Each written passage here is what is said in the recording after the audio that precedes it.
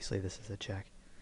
And flop absolutely nothing with 3 opponents with a flush draw and somewhat coordinated small cards. Yeah, I have a gut shot, but that is it. I mean, I'll gladly take a free card, but there's no chance I'm putting any more money in the spot. Just no way. The 6 was a diamond? Yeah, absolutely. You get a flush draw and a gut shot draw.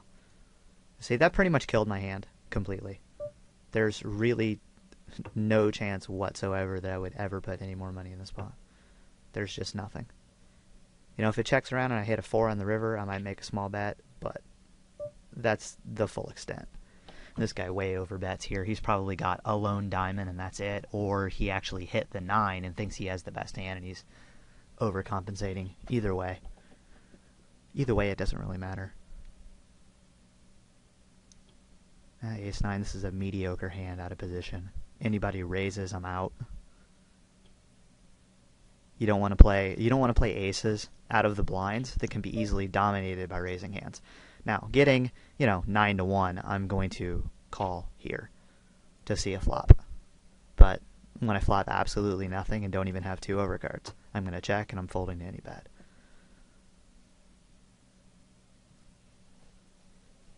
Always pay attention to the pot odds.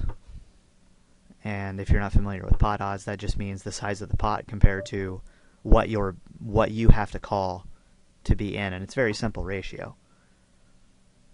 It's usually a very simple ratio.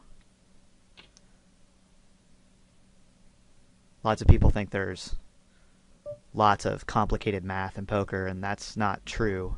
There's lots of really simple math in poker. There's a lot of it, though.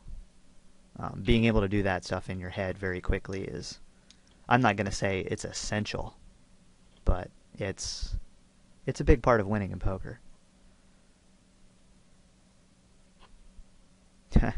Don't be afraid to use your quick action buttons. You get some garbage like this, you might as well just go ahead and click it.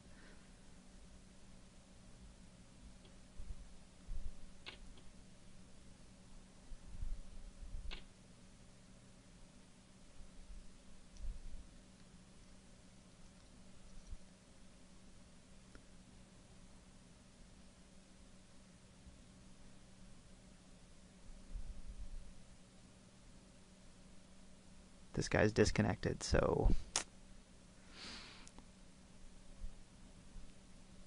might be a few seconds.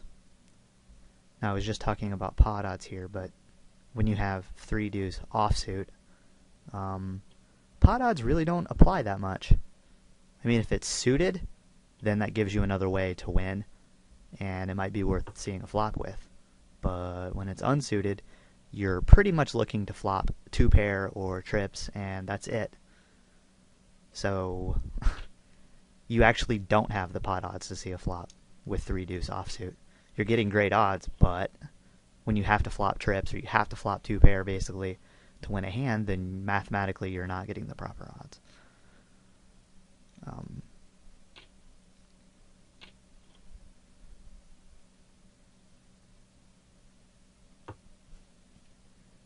And in a situation like that, you don't need to know the exact math. People get hung up sometimes on knowing the exact math for doing pot odds, implied odds, such, stuff like that, but you don't need to know the exact odds. This is another situation where you have a king 9 and you're getting decent odds, but you're going to fold. And here's why we fold, because we have 3 people left to act behind you. Also, king 9 is not a hand that plays well against the range. And what I mean by range is the possible hands that these people could be limping in with. It doesn't play well against those because they're limping with hands like king jack, king 9, or king 10, king jack, king queen, stuff like that. And if you flop a king against one of those guys, you're probably going to lose a significant amount of chips. So you're better off just folding that, keeping your chips, because they're going to be worth more later on.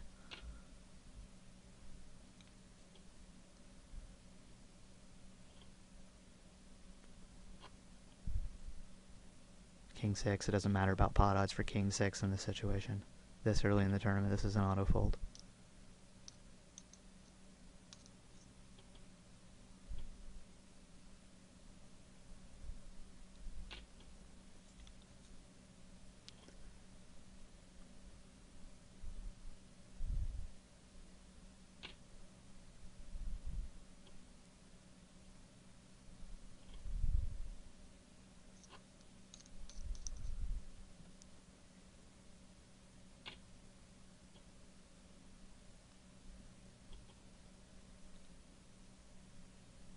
8-9 offsuit. It's a hand that looks a lot better than it is to a lot of players. A lot of players are going to make the mistake of calling there. 8-9 offsuits, not really all that good. You can flop straight draws, but the connectors are low enough that you're gonna flop the loser end of the straight draw a lot. So you can make your straight and still lose. Also, it's not suited, so you have no flush potential. You're basically just looking to flop 2-pair trips or some kind of straight draw. That was a nice running deuce-deuce to beat the far superior hand.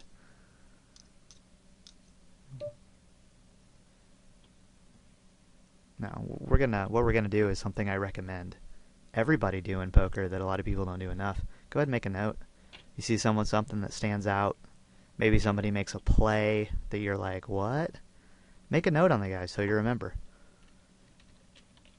Min raised under the gun with ace deuce suited and called big raise pre-flop. Okay, so that gives me a little note on the guy. Hey, I know that this guy's not a solid player. He's not making solid plays. He's not making great decisions, and his opening range under the gun is actually very weak comparatively. So if I see him min raise under the gun again and I have a playable hand, I'm more likely to re-raise.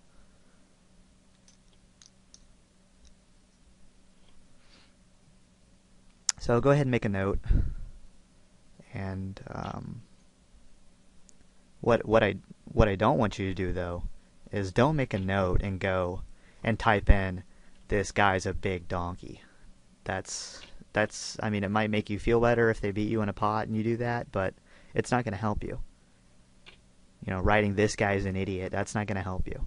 You need to write, if you're going to take a note about what he did. You know, the more information, the better. Because the more information you leave when you're looking back later at the note, oh, this guy's got a note, the more information you have, the more it can help you. So the whole point of taking a note is to help you in the future.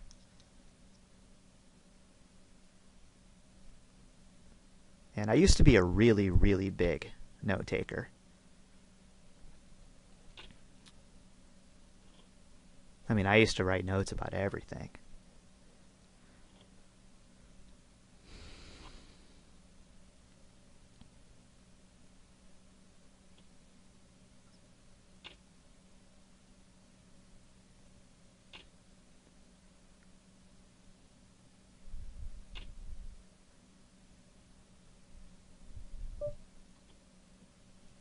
Queen 5 suited. If he wouldn't have raised, you would have been getting easily enough pot odds to just see a flop. Basically what you're doing in that situation with Queen 5 suited is you're just hoping for the perfect flop. You know, you're hoping to flop a couple fives, you're hoping to flop Queen 5, you're hoping to flop a flush or a flush draw. You know, you're not hoping to flop a queen. Because if you call there and you flop a queen, you could get in big trouble. I'm not saying you should fold a queen when you flop it. That would depend on the action and what happens, but you're not looking to flop top pair there. That's not your goal. And these idiots just keep min raising back and forth and back and forth and back and forth. Not really sure what they're doing.